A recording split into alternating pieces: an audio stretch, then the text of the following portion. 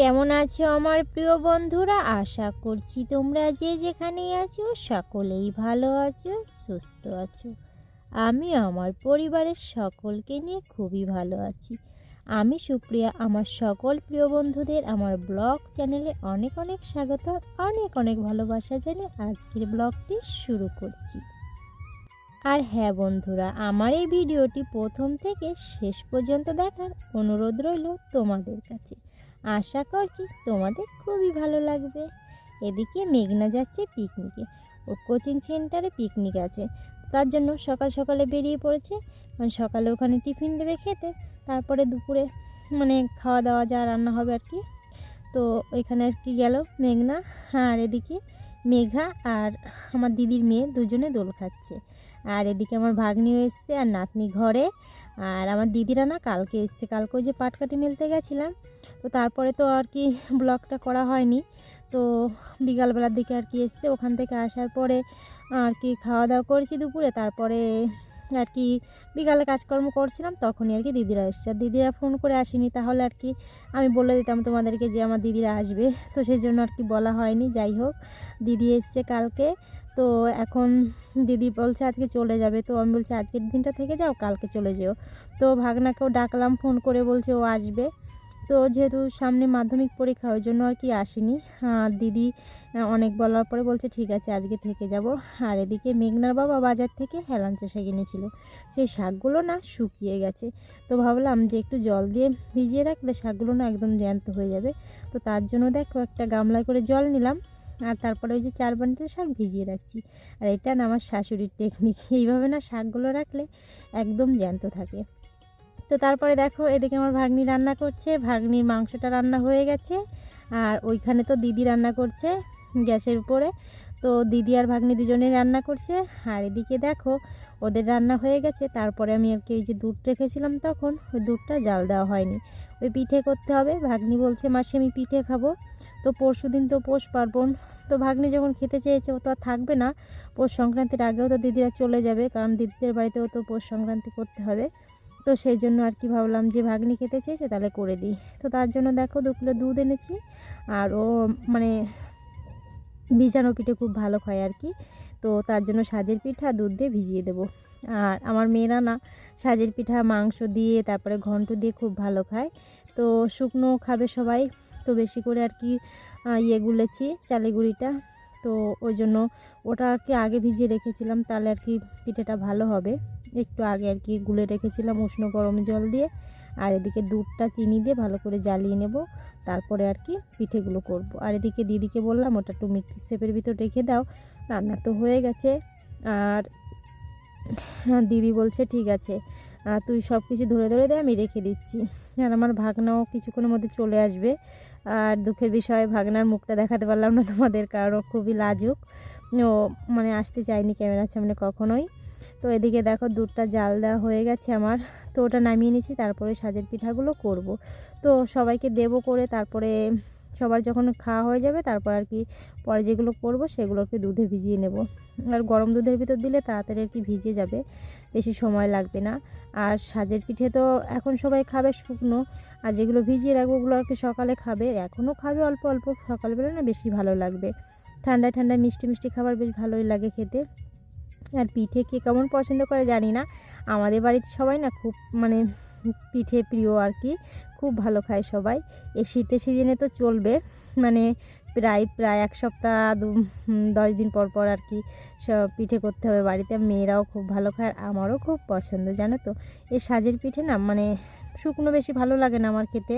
আমার মেয়েরা যেরকম, আমার শাশুড়ি মা, তারপরে আমাদের ওর বাবা মেঘনা বাবা, উনি এখন শুকনো পিঠেগুলো মাংস দিয়ে, তারপরে ওই যে বাঁধাকপির ঘন্ট ভাজি টাজি দিয়ে ভালো খায়।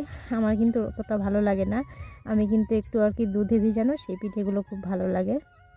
তারপরেও গরম গরম না, ঠান্ডা যখন হবে তখন আর কি রাত্রে বানিয়ে রাখবো, সকালবেলাটা বেশ ভালো লাগে। আর দিদি বলছে ওই যে একটা পিঠে প্রথমে করলাম সেটা আর কি ছিঁড়ে সব জায়গা দেবে আর কি, উনুনে একটু দিল, বাইরে সব দিকে ফেললো। আর ভাগনা ঘরে বসে খাচ্ছে, তো ও তো এসছে অনেকক্ষণ, তো তার জন্য ওকে খেতে দিয়ে দিয়েছি, দিদি ঘরে খাচ্ছে বসে, আর আমি বারান্দায় পিঠে করছি। আর দিদিকে বলেছি ভাগনাকেও সাজের পিঠে দিয়ে দাও, কটাও পিঠেতে খেয়ে নিই। তো বলছে ভাত খাচ্ছে, ভাত খেয়ে নিই তারপরে দিচ্ছি। আর এদিকে দেখো প্রথমে নামিয়েছি কটা, তারপরে যে আবার দিয়ে দিচ্ছি। আর বেশি সময় লাগে একটু এই পিঠেটা করতে, তো অনেকটাই, তো আর অনেকটা সময়ও লাগবে। প্রায় 2 কিলো চালের গুঁড়ি মতো গুলেছি। তো এদিকে দেখো যে আর একবারও নামিয়ে নিলাম, তারপরে যে আর একবারও হয়ে গেছে। আর পিঠেগুলো করতে না অনেকটাই সময় লেগেছিল, সবগুলো করতে আমার সন্ধ্যা লেগে গেছিলো। তো শুরু করেছি তো সেই দুপুরবেলা থেকেই, কিন্তু সন্ধ্যা লেগে গেছে। আর টিপ টিপ করে জাল দিতে হয়, তো ওই জন্য বেশি সময় লেগে যাচ্ছে, মানে ইচ্ছা মতো জাল দিলে তো পুড়ে যাবে, যেন ধীরে ধীরে জাল দিয়ে তারপরে পিঠেগুলো করছি। আর উনুনেই পিঠেগুলো সব থেকে সুন্দর হয়। আর এদিকে দেখো যে ভাগনা ঘরে খাচ্ছে, দিদিকে বললাম ওকে দিয়ে দিতে। তো গরম গরম খেয়ে আবার বেরিয়ে যাবে, ও রাত্রে থাকবে না। সকালে 6টার থেকে ওর টিউশনি আছে, ওই জন্য বলছে মাসি আমি চলে যাব। তো আমিও আটকাচ্ছি না, কারণ পড়াশোনার পরে একটু ধ্যান দিয়েছে। এখন তো ওই তো বললাম না সামনে মাধ্যমিক পরীক্ষা দেবে, তো ওই জন্য আর কি আমি বলছি ঠিক আছে আটকাচ্ছি না, আর পরীক্ষা হয়ে গেলে তারপর চলে আসবি। বলছে ঠিক আছে মাসি আমি আসবো ওখানে ঘুরতে। তো বেশি দূরে না আমার বাড়ি থেকে দিদির বাড়ি। আমার বাড়ি থেকে যেতে গেলে 20 টাকার মতো ভাড়া লাগে আর কি, বেশি দূর না।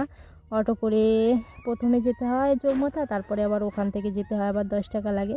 বেশি দূর না, ইচ্ছা করলেও যাওয়ার উপায় নেই, কারণ মেয়েদেরকে নিয়েই তো যাব। 2 মেয়েকেই তো স্কুলে ভর্তি করে দিয়েছি, এখন আর যাওয়া হবে না, সেই স্কুল ছুটি না পড়লে আর যাওয়া হবে না। আর ওই রবিবার করে একদিন যেতে পারি কিনা, দিদি অনেকবার বলছিল যে যাবি এখানে, মানে আমার ভাগ্নি ছোটো জো সৃষ্টি বলছিল বারবার যে মাসিরা তো আসে না অনেক দিন, তো অনেক দিনই যাওয়া হয় না। তো এবার গেলে আর কি তোমাদেরকেও মানে দেখিয়ে দেবো দিদি বাড়িটা কোথায়। আর এদিকে মেঘা খেলছিল, এক দৌড়ে চলে এসেছে আমার কোলে, বলছে মা আমি পিঠে করব। যে ঠিক আছে তুমি বড় হয়ে নাও তারপরে করে দেবে। আর দেখো যে বসে বসে খাচ্ছে, আর আমি ওকে বললাম যাও একটু খেলা করে আসো, কারণ ওকে মানে কোলে নিয়ে করতে আমার অসুবিধা হচ্ছে। আর এদিকে দেখো মেঘনার বাবাও চলে এসেছে কাজের থেকে, তো উনি আসার পরে হাত মুখ ধুয়ে নিয়েছে। এবার আমি ওনাকে গরম গরম দেবো সাজের পিঠে, মাংস দিয়ে খেয়ে নেবে। ওই যে তখন বললাম না যে আমাদের বাড়ির সকলে আর কি ভালো খায় সাজের শুকনো পিঠেগুলো, তো মাংস হয়েছে বাড়িতে আজকে, তো সেই জন্য ভাবলাম যে মাংস দিয়ে দিই। তার জন্য আর ঘন্ট করিনি, আগের দিন আর কি ঘন্ট করেছিলাম আর সাজের পিঠে করেছিলাম। এদিকে দেখো মেঘাও বসেছে, আর ঘরের ভিতর মাও খাচ্ছে। সবার আর কি এক সাইড দিয়ে করছে, আর এক সাইড দিয়ে সবাইকে খেতে দিয়ে দিয়েছি। ভাগ্নির খাওয়া হয়ে গেছে, তারপরে নাতনিরও খাওয়া হয়ে গেছে। ওই যে আমার দিদি সবাইকে খেতে দিচ্ছিল, আর দিদিও খেয়ে নিয়েছে, শুকনো পিঠে সবাই খেয়ে নিয়েছে। আর এখন আমি ওই যে ভিজানোর জন্য বানাচ্ছি, আর মেঘাকে ওর বাবাই খাইয়ে দিচ্ছে, আর মারও খাওয়া প্রায় শেষ। তো গরম গরম শীতের সময় খুব ভালোই লাগছে সবার। আর এদিকে দেখো ওই যে সব পিঠে বানানো হয়ে গেছে, এই যে সব দুধেও ভিজিয়ে দিয়েছি, তো ভালো ভিজিনি এখনও, তারপরও মেয়েরা খাবে, তো ওদেরকে এখন দিয়ে দিচ্ছি যে খেয়ে নিক। সকাল এখন তো গরম গরম আছে, ওরা মিষ্টি মিষ্টি লাগবে, বেশ ভালো লাগবে। আর বেশি ভিজলে না বেশি মিষ্টি হয়, মানে সারা রাত ভিজবে, সেটা আর কি খেতে আরও বেশি স্বাদ হবে। আর ওখানে দেখো উনুনের পাশে সবাই বসেছে, শীত লাগছে তো, আর উনুনে রান্না করেছি, উনুনটা এখন আগুন আছে অনেকটাই। আর তারপরে আর কি পিঠে ওদের খেতে দিয়ে ভাত টাত খেয়ে নেবো। ভাত খাইনি এখনও কেউ, সবাই পিঠে খেয়েছে। আর একদিকে ওদেরকে পিঠে গুছিয়ে দিলাম, তো শুকনো পিঠে বেশি রাখিনি, ও কটাই রেখেছি, সবাই এখন খাবে। আর সব পিঠেগুলোই ভিজিয়ে দিয়েছে। আজকে শুধু সাজের পিঠে আর ভিজানো পিঠে হয়েছে, আর মাংস ডাল, তো এগুলোই রান্না হয়েছে, বেশি কিছু রান্না বান্না করিনি।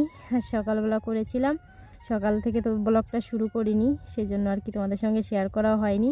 আর এখন ওদেরকে দিয়ে দেবো খেতে। তো সৃষ্টি আর মেঘনা এখন খাবে, আর মেঘার মামুনি সবারই খাওয়া হয়ে গেছে। তোর মাসিকে বললাম যে তুমি ওদের কাছে বসো, ওদেরকে খাইয়ে দাও, আর আমি এখন দিচ্ছি ওদেরকে খেতে। আর মেঘনার বাবাও মানে ছিল ওখানে বসে, কিন্তু ক্যামেরাটা ধরার জন্য কাউকেই পাচ্ছিলাম না, কারণ সবাই তো ব্যস্ত, তার জন্য মেঘনা বাবা ক্যামেরাটা করছে, ওনাকে দেখা যাচ্ছে না। আর এদিকে আমি একটা খেয়ে নিলাম শুকনো পিঠে, কারণ আমার বেশি পছন্দ না, তারপর একটা খেয়ে নিলাম। তো মেঘা বলছে মা আমাকে একটা দাও। আর আমার শাশুড়ি মা তো পুরো উনুনের পাশেই বসেছে। আর এদিকে মেঘা তোমাদেরকে টাটা করছে, সবাই যে যার মতো করে ব্যস্ত। যাই হোক আমার প্রিয় বন্ধুরা, আজকের ব্লগটি এই পর্যন্ত। তোমরা যে যেখানে থাকো সকলেই ভালো থেকো, সুস্থ থেকো। দেখা হবে পরবর্তী ব্লগে। টাটা সবাইকে।